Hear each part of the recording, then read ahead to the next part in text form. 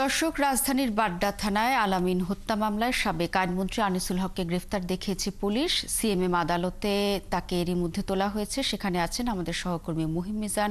সবশেষ তথ্য নিয়ে তিনি আমাদের সাথে যুক্ত হয়েছেন।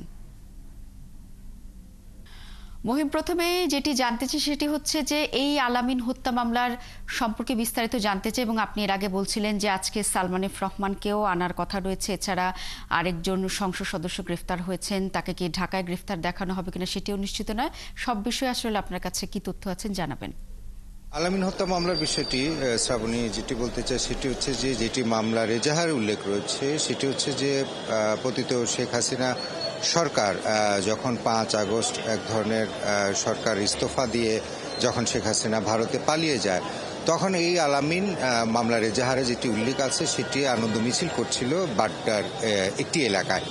এবং এই আনন্দ মিছিলের সময় সেই সময় আসলে দুপুরের দিকে যখন আওয়ামী লীগের নেতাকর্মীরা মামলার এজাহার মতে সেখানে যারা বৈষম্য বিরোধী ছাত্র আন্দোলনের সঙ্গে এবং জনতার আন্দোলনের সঙ্গে জড়িত ছিল তাদেরকে প্রতিহত করবার জন্য সকাল থেকে উপস্থিত ছিল।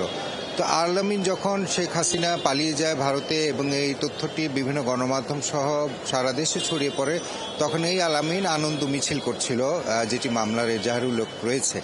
এবং আনন্দ মিছিল কেন করছিল? শেখ হাসিনা পালিয়ে যাওয়ার কারণে। সে কারণে বাড্ডা এলাকার স্থানীয় নেতাকর্মীরা তারা যারা আগে থেকেই সকাল থেকে প্রস্তুত ছিল বৈষম্য বিরোধী ছাত্র আন্দোলনের ছাত্র জনতার উপর হামলা করবার জন্য, তারা এলোপাতাড়ি গুলি বর্ষণ করে এবং বাড্ডা এলাকার প্রধান সড়কে ঘটনাস্থলে আলামিনের মৃত্যু হয়।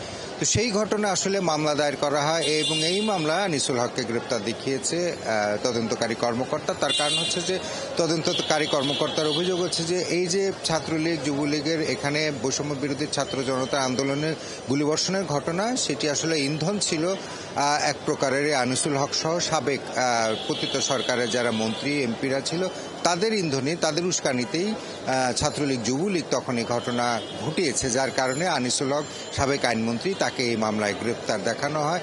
মামলায় কোনো রিমান্ড চাওয়া হয়নি। পরবর্তীতে তদন্ত কর্মকর্তা বলছেন যে জিজ্ঞাসাবাদের জন্য যদি পরে তারা প্রয়োজন মনে করেন তাহলে হয়তো রিমান্ড চাইলেও চাইতে পারেন, কিন্তু তাকে শুধুমাত্র আদালতে তুলে গ্রেফতার দেখিয়ে তারপরে কারাগারে প্রেরণের আদেশ দেয়। আর যে অন্য মামলা সেটা বাগমারা এলাকার যে সাবেক সংসদ সদস্য আবুল কালাম আজাদ, আপনি জানেন গতকালকে র্যাব মিরপুর এলাকা থেকে গ্রেফতার করে। তাকে গ্রেফতার দেখিয়েছে কারণ হচ্ছে যে বৈষম্য বিরোধী ছাত্র জনতা আন্দোলনের সময় বাগমারা এলাকায় স্থানীয় নেতাকর্মীদের, যুবলীগ, ছাত্রলীগ এবং আওয়ামী লীগের নেতাকর্মীদের উদ্বুদ্ধ করে এই আবুল কালাম আজাদ বৈষম্য বিরোধী ছাত্র আন্দোলনের নেতাকর্মীদের উপর হামলা বা তাদেরকে মোকাবিলা করবার জন্য। তো সেই কারণে সেখানেই হতাহতের ঘটনা ঘটে। তো সেই দৃষ্টিকোণ থেকে আসলে তার বিরুদ্ধে, আবুল কালাম আজাদের বিরুদ্ধে বাগমারাতে একটি মামলা দায়ের করা হয়। সেই মামলায় তাকে গ্রেপ্তার করেছে র্যাব সদস্য, কিন্তু আসলে তাকে বাগমারাতেই শুধুমাত্র গ্রেপ্তার দেখাবে না, রাজধানীর কোনো একটি মামলা গ্রেপ্তার দেখাবে, এই বিষয়টি এখনো পর্যন্ত স্পষ্ট হয়নি।